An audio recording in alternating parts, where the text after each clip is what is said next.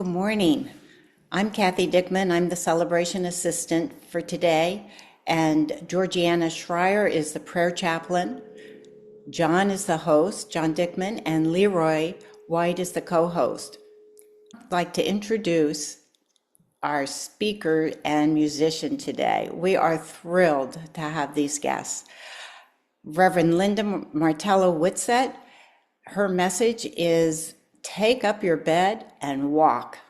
It's based on her book, This Life is Yours, Discover Your Power, Claim Your Wholeness, and Heal Your Life. As I said, written by Reverend Linda and her daughter, Alicia Whitsett. Reverend Linda served Unity Communities in Omaha, Nebraska, and in San Antonio, Texas. Welcome back, Reverend Linda. Good to have you here. And our musician today is Patricia Bahia. Patricia is an award-winning songwriter and performing artist whose uplifting blend of pop and folk and soul inspires and empowers, brings people together. Her motto is turning life into music and music into medicine for the soul. And now Patricia will sing our gathering song, Great Day to Be Alive. Good morning. So happy to be here. This first song, Great Day to Be Alive, is one that was released by my duo project called Seventh and Hope. So if you want to hear the recording, it's available on all of the different streaming platforms. And I would love you to sing along. I know you have to be on mute to do it, but still sing along anyway. There's a little part here I'm going to sing at the beginning, and every time it comes around, if you would join me, that would be awesome. It goes like this. Do-do-do-do-do-do-do. It's a great day to be alive.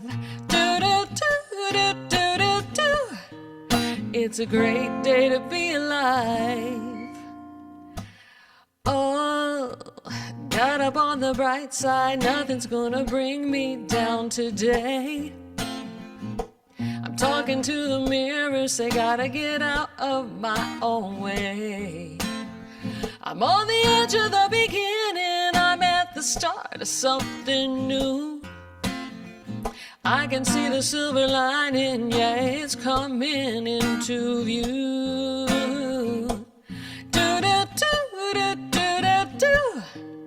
It's a great day to be alive. Do-do-do-do-do-do-do. It's a great day to be alive. Feeling good and loving life. It's a great day to be alive. Do-do-do-do-do-do. It's a great day to be alive. Oh, yeah. I'm not gonna let no imperfection get me down, no, no, no, no.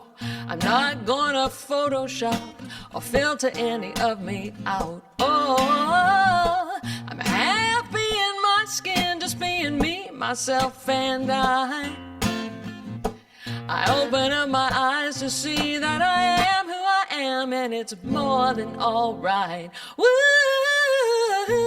Do-do-do-do-do-do. It's a great day to be alive. Do-do-do-do-do-do. It's a great day to be alive. Feeling good and loving life. It's a great day to be alive. Do-do-do-do-do-do. It's a great day to be alive. Life's too short to dwell on yesterday, and I can't change it anyway. I'm gonna live like there's no tomorrow, 'cause we really only have today. Yeah. Oh yeah. It's a great day to be alive. Do-do-do-do-do-do-do. It's a great day to be alive. Do-do-do-do-do-do. It's a great day to be alive. Do-do-do-do-do-do-do. It's a great day to be alive. Do-do-do-do-do-do. It's a great day to be alive. Feeling good and loving life. It's a great day to be alive. Do-do-do-do-do-do. It's a great day to be alive.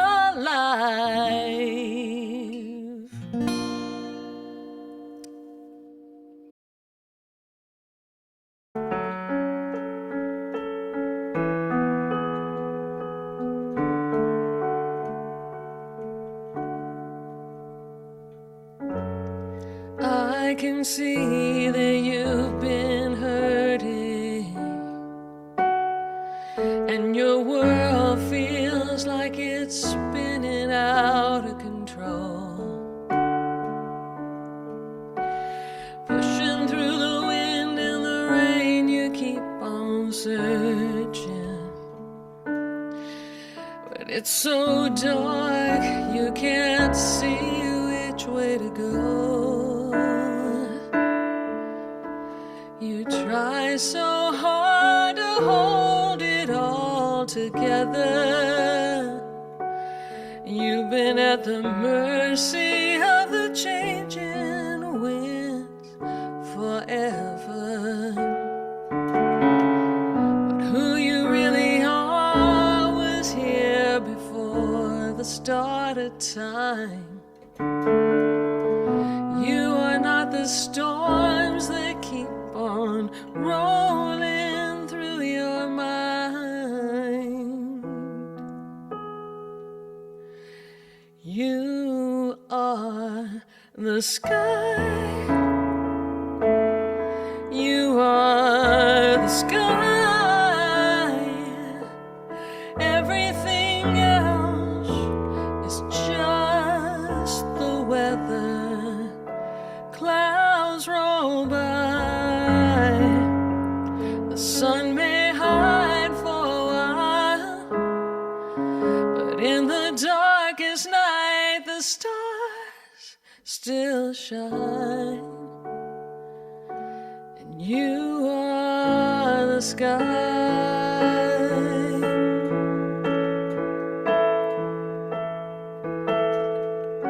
You are not the emptiness you feel. You are so much more than that, more than can be seen. Bigger than the darkness and the light of a billion stars. The endlessness that's always here, that's who you really are. The boundless love that holds us all together. The blue beyond the blue, beyond the blue, forever. You are the sky. You are the sky. Everything else is just the weather. Clouds roll by. The sun may hide for a while, but in the darkest night the stars still shine.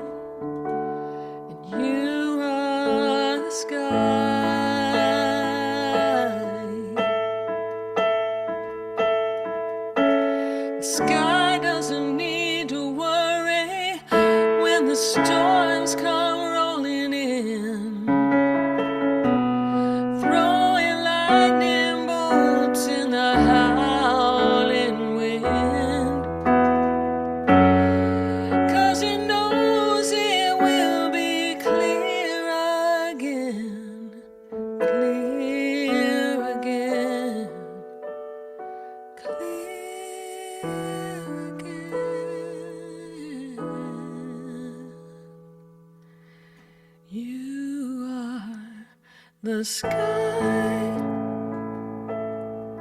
You are the sky.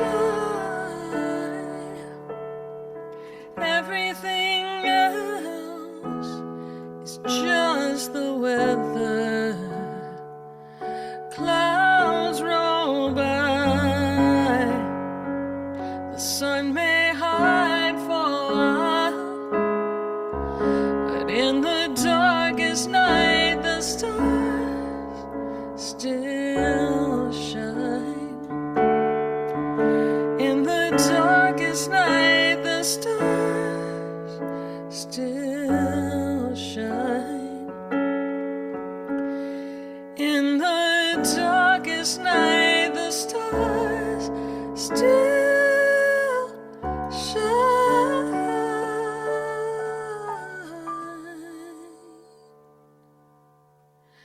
And you are the sky.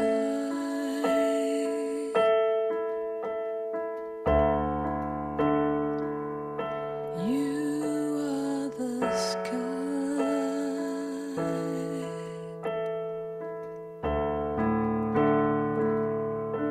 You are the sky.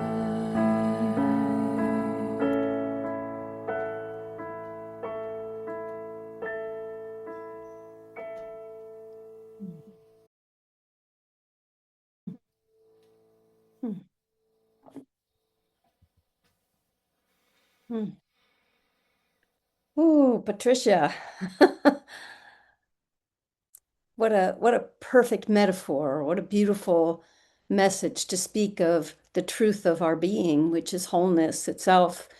Um, so beautifully aligned with today's message. So thank you, thank you, and really, let me just say as we get started, my gratitude for the the quality, the professionalism of your Zoom experience here. It's not shared everywhere. I promise you that. It's not true everywhere. So the lengths to which you go to create really a seamless experience, I'm so grateful for it. And I want to share this message, on behalf of me and my daughter, Alicia, who co-wrote This Life is Yours with me. The subtitle of that book, just for your awareness, is Discover Your Power, Claim Your Wholeness, and Heal Your Life. So that's what this message is about. And it starts with this metaphysical interpretation here. My husband Giles and I, as many of you probably have done from time to time, had our heart rates beat up faster walking through an IKEA store. How about you? It's like my blood pressure rises because there's a gajillion pieces and parts, right? And it feels daunting, and I can't even, I can't even. It's like, would you just bring the stuff here fully assembled and have it just show up as a solid piece of furniture, right? So, we bit the bullet, I don't like that terminology, but we took the dive and we bought a a sofa bed, right, for a room in our home. And we thought, oh, there's not that many parts. We can do okay with that. Well, the booklet had instructions that were 24 pages long, you know.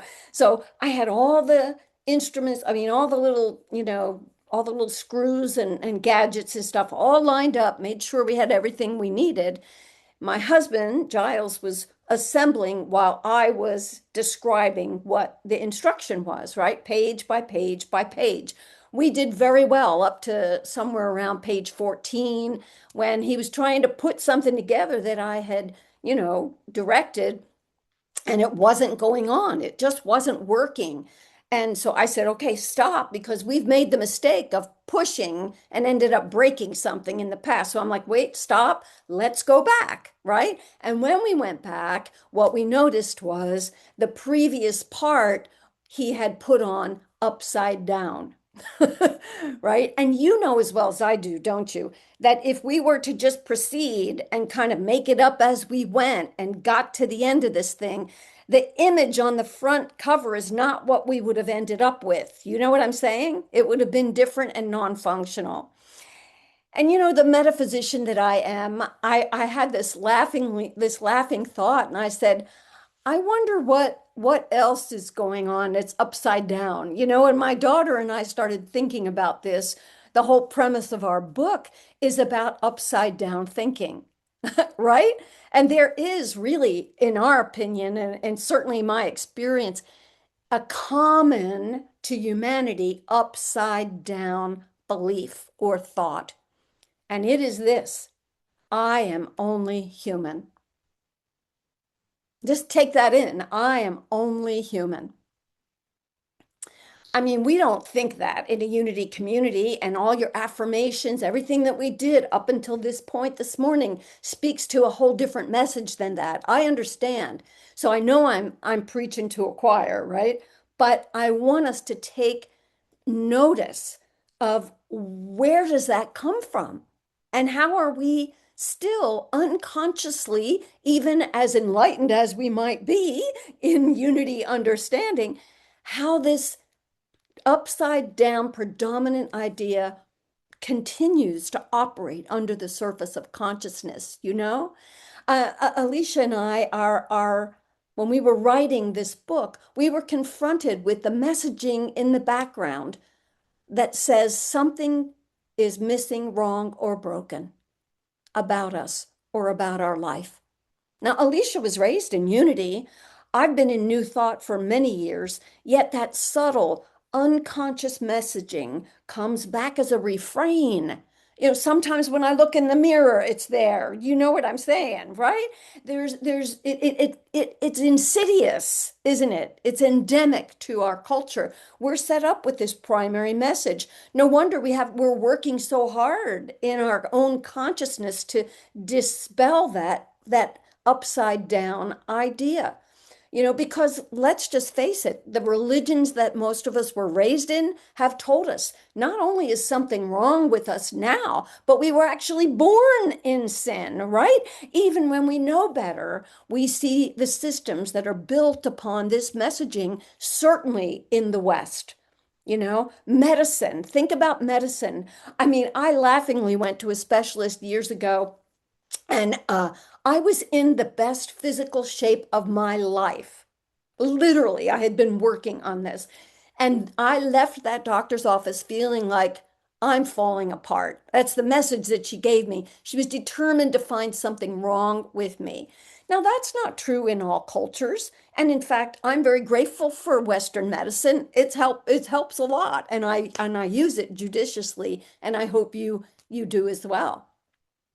But not in every culture are we determined to find something wrong. You know, if you've participated in Eastern methods, Eastern medicine methods, that the focus is on keeping us well, right? The focus is on the preventive things, and something goes wrong if then we have something other than wellness that we're demonstrating.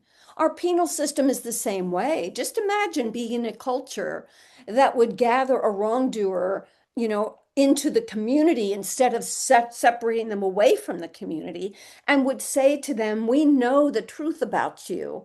Will you demonstrate it? Giving them a picture of the good that we see in them and asking them to come up to that ideal, right? To demonstrate that and to repair the connections that have been broken by their wrongdoing. But no, we lock them away, we condemn, and we kill them in righteousness, even.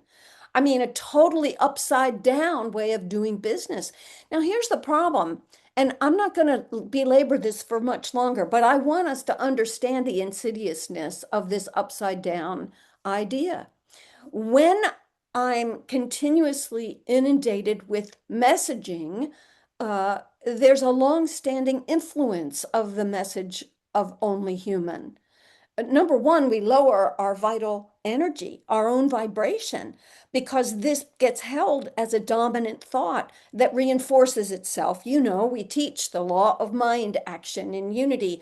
I get more of that the more I focus upon that, the more that's the message, you see. Um, you know, and we become steeped in a mindset of insufficiency when we operate unconsciously with the idea, I'm only human. You know, moreover, we perpetuate and spread that upside down thought. We unfortunately hand it to the next generation. Whew, take that in. I've got grandchildren now. I don't want to hand that thought to them, you know? And most troubling for me is I think this speaks to the roots of religion in general, is that when we're operating out of that I'm only human mindset, we cry out for a savior because we're indoctrinated into a state of helplessness. And only God can save us. Only some external deity can come in and make things better for us. And so, you know, you've asked this question, no doubt, for yourself. What kind of God do we believe in that requires humans to remain weak? It cannot be the nature of God, right? We make up the story that God likes us to be weak so that God can be strong and heal us. So we set ourselves up for a need for an external savior. You see what I'm saying?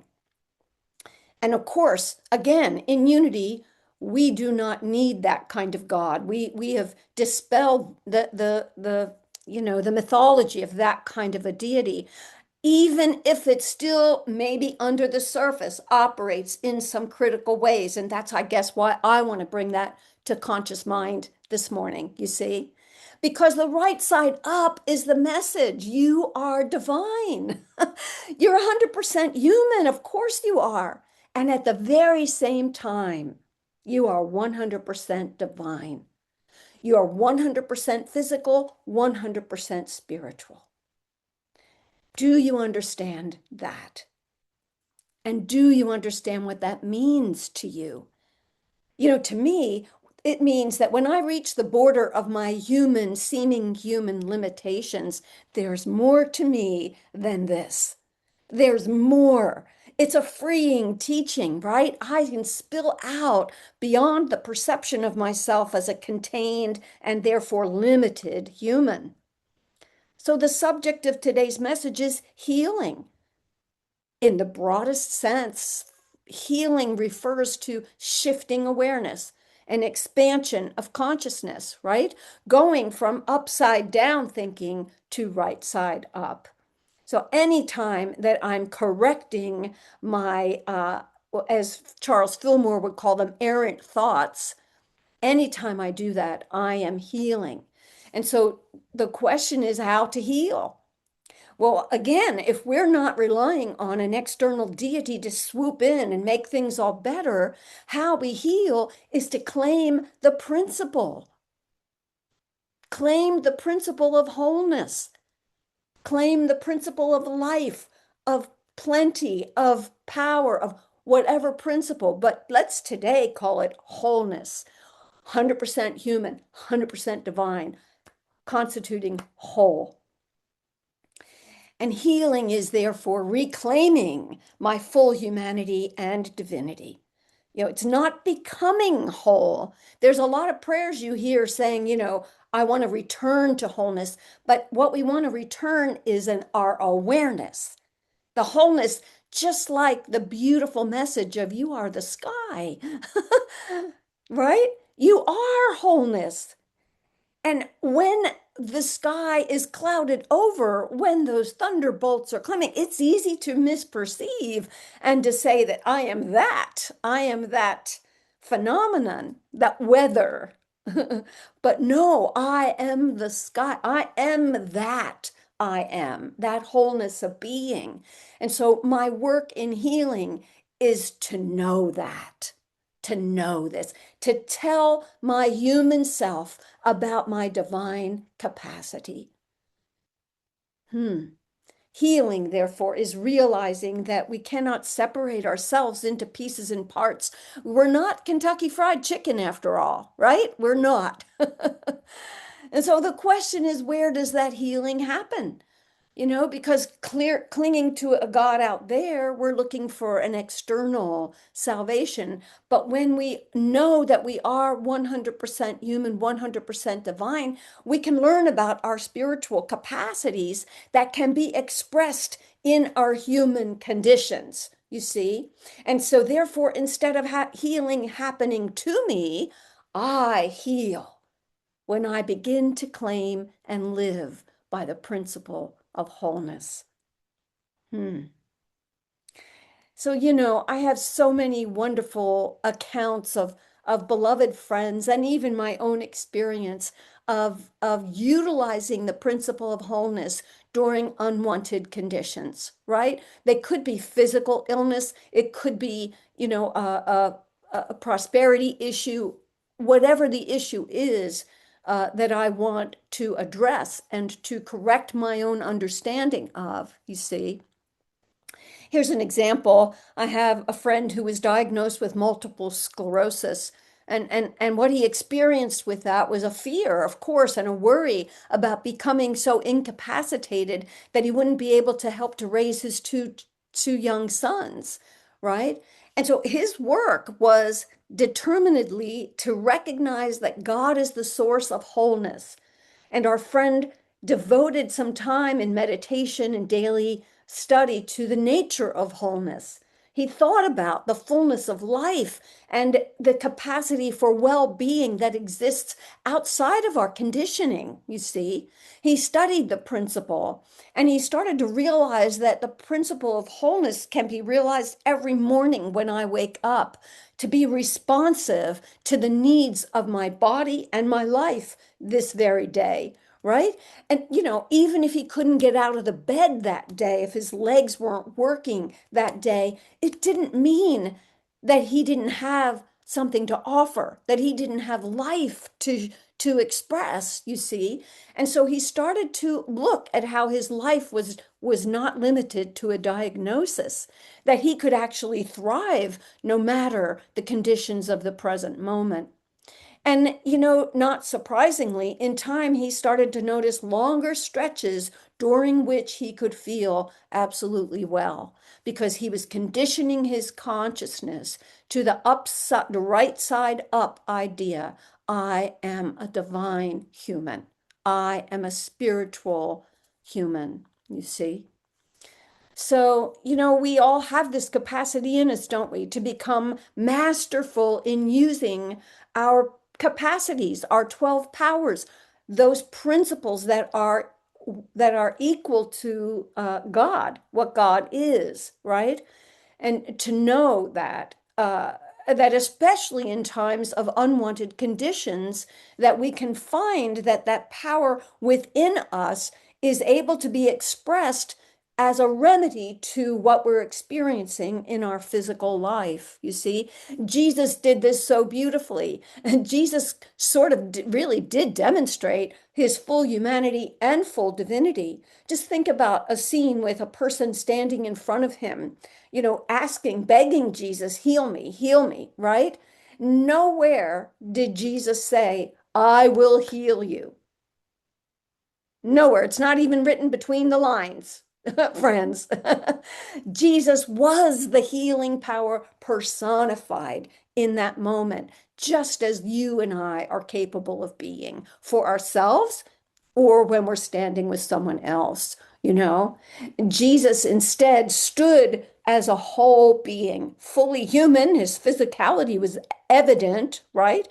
Fully divine in the sense that he could see the truth of that beautiful human in front of him and not feel sorry for them and not say, oh, you poor thing, what did the doctors say?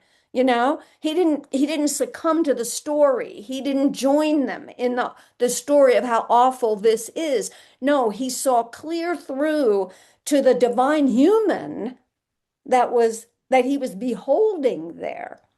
And in that, he gave that person got a glimpse of their true nature themselves in his presence. And they were healed in the moment that they saw it and claimed it. So think about this for yourself. Jesus was not being a channel, an open place, that God flowing through him and him unconscious in the midst of that. No, Jesus was a fully embodied divine human. And this is what he said we are to be. The Christ is that saving power. The Christ that we are is that which heals, that which reminds us of the truth that we are whole, right? And so the more I take on that challenge of being the light, striving to be the light of the world, the more I heal. Because Jesus said to that person, take up your bed and walk. Think about it. That bed, that mat on the floor, right? On the ground, that we could consider maybe that was a crutch, but maybe there's another way to think about that. The bed represents comfort, right? It's the comfort. Look, I can just lay down in that bed and forget about everything else, right? It speaks to that. And Jesus is saying, take hold of that and walk. He's not saying throw it in the trash. He's not saying dismiss it or pretend as if it isn't so, that you have real human feelings about the real human conditions you're in the midst of. He wasn't promoting spiritual bypass. You see what I'm saying? He was saying, take it with you, take your humanity with you, and walk forward, knowing, proving the principle of wholeness that you are. Carry that, and know that you are whole. I love this imagery. For me, it's a reminder that I'm never to disrespect or discount my humanity. I am merely to assist my humanity with my divinity, right? To know that I am fully capable spiritually of walking as a whole being in total well-being as I move through the conditions of my human experience. So think about something that's ripe for healing for you in your experience right now, something that you're aware of.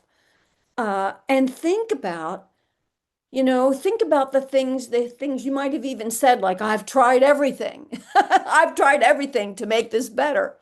But have you tried, instead of focusing all your attention in every moment on the circumstance, trying to rid yourself of that condition, or trying to, improve, or, reform, all the language that we have around these ideas of you know, having to fix what's broken about our life experience.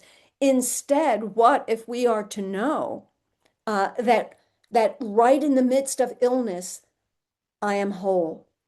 Let me focus on wholeness, that I am, like Myrtle did.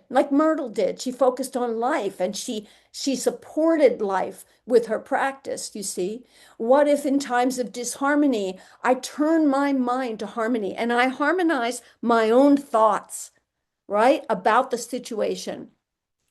How about during times of inner turmoil, I lean into inner peace and I bring it forward. I devote as much time to inner peace as I have been devoting to the snarky thinking, right? To the thoughts of weakness or something going wrong.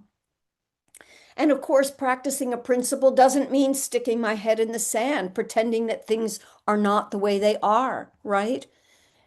It's instead determining that I'm going to devote as much time to spiritual awareness, to that spiritual, 100% spiritual that I am. I'm going to devote as much time to that as I have been to my human conditions, you see? And certainly human conditions require our time and attention, no doubt about it. But equally, wouldn't we want to devote time to our spiritual self, sense of self? This is why in our book, Alicia and I wrote an alphabet of spiritual practices for practicing 15-minute segments each day. Why 15 minutes and why each day? Because it's enough time to disconnect our thoughts from all that's gone wrong, and to deliberately turn our mind to what we want to focus upon. It's enough time to stop the bypass, right? And it is enough time to shift our not only our thinking, but to stimulate the feel-good body chemistry that absolutely supports the healing that we say that we want, you see. And so it's not just a good idea to insert spiritual practice at times of healing. It's an essential practice for having us attend to wholeness and for having us see our life in the contexts of wholeness rather than brokenness, something going wrong. You know, there's never a time when you are not able. You are fully able. And the point is to find your able, to pick up your bed and walk. So let's take a few minutes to meditate on this idea of our wholeness, of what we truly are, to fortify ourselves for anything that you're working with in your life to heal. All right, so friends, just join me if you would. This practice that is so useful to us to turn inward. Because as we do this, and start with your breathing, start with your posture, a posture that allows you to be comfortable physically, yet remain alert mentally and spiritually. And because what we understand is that the physical of us is very dense and obvious. We have five senses by which we can tell what's happening. The spiritual nature of us, that which we are, is subtle. It's not visible. It's not substantive in terms of physics, right? It is pure being. It is pure vibration and intentionality. And so it requires our slowing down to tune into that aspect of our nature. So here we go. Here we go. First, notice your pulse, the universe of cells and tissues and organs, your whole physical operating system. Bless it with your thought right now. Total appreciation. Notice your emotions. Honor them, for they are appropriate. They are essential. Now take your awareness to the edge of your physical body, to the skin that surrounds you, and just mentally erase the perceived border, just like smudge it, like with an art eraser, that border, so that the whole you, the real you, just spills out into infinity. Because this idea of you being so solid and separate is just an illusion. So just perceive yourself in infinity. The kingdom of the heavens is your locality, right? The you that is in the expanse beyond the physical, the spiritual you. Attuning to that, invisible yet able to be experienced. Oneness, wholeness. In infinity, there is no absence, only presence. The presence of infinite love, life, wisdom, peace, power, any principle you need. Will you join me in a moment of silence as we just revel in presence, the light of spirit, the light of infinity, and experience you are that.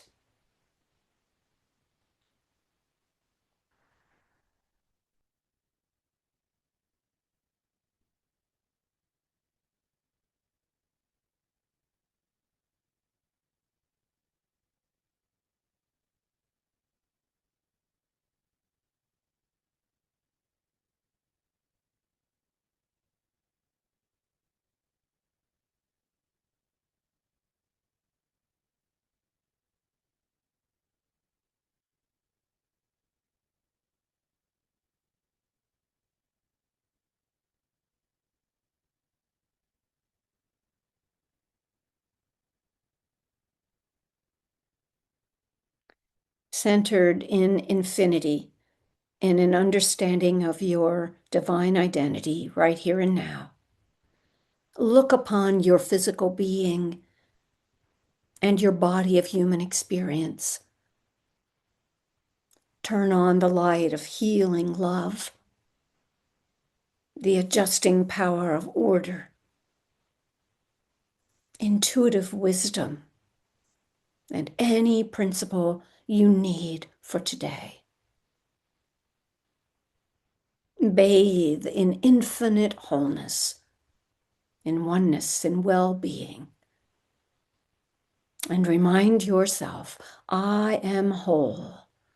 I am one. I am a divine human. I am whole. I am one. I am a divine human. As we conclude this time of meditation, I'd like to read the affirmation for well-being from This Life is Yours as a closing set of affirmations. My natural state of being is well-being. No matter what in any moment I might be sensing or feeling, I am greater than this. I am whole. My heart beats well-being. My mind thinks well-being. My body cooperates with well-being. Well-being is my dominant intention, my focus, and my experience. Take a deep breath in that awareness. I am whole. I am one. I am well. And so it is, friends. And so it is.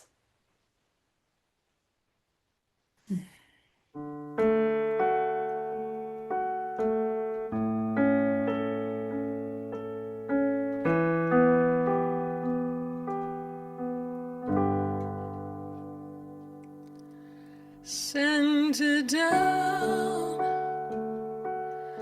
enter in. The noise will fade away as you begin to listen to the quiet inside your soul. Every worry, let it go, let it go, let it go, let it go. Breathe in.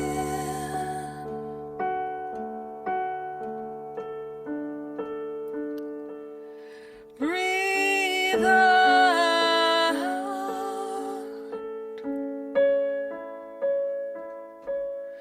Let peace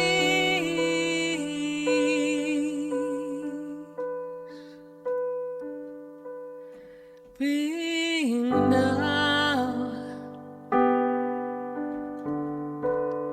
And repeat after me. Breathe in. Breathe in. Breathe out. Breathe out. Let love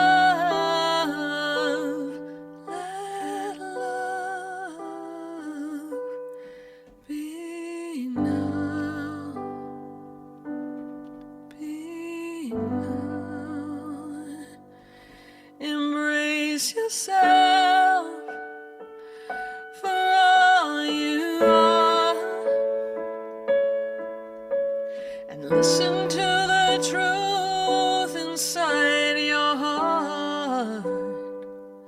Forget the past and what the future holds. Don't worry about what you don't know. Let it go, let it go, let it go. Breathe in. Breathe in.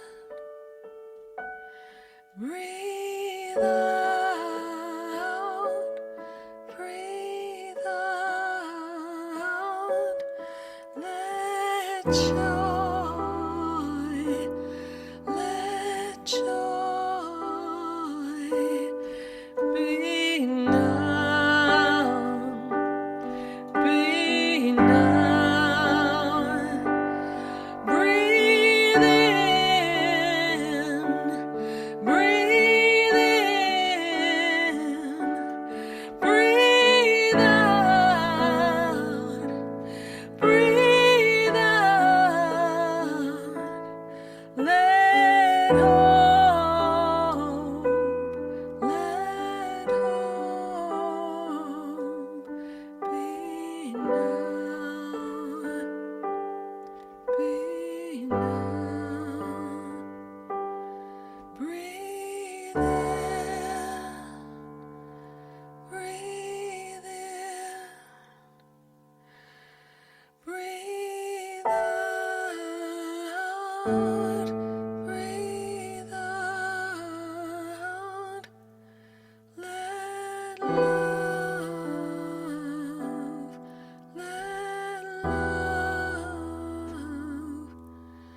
be known, be known,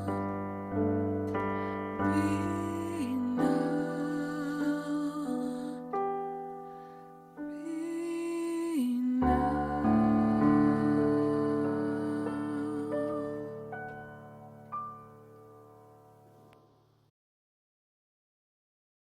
Thank you. Thank you, Patricia, for that beautiful meditative song. It just beautiful. And Reverend Linda, thank you for reminding us to claim our wholeness and know that we are divinely human.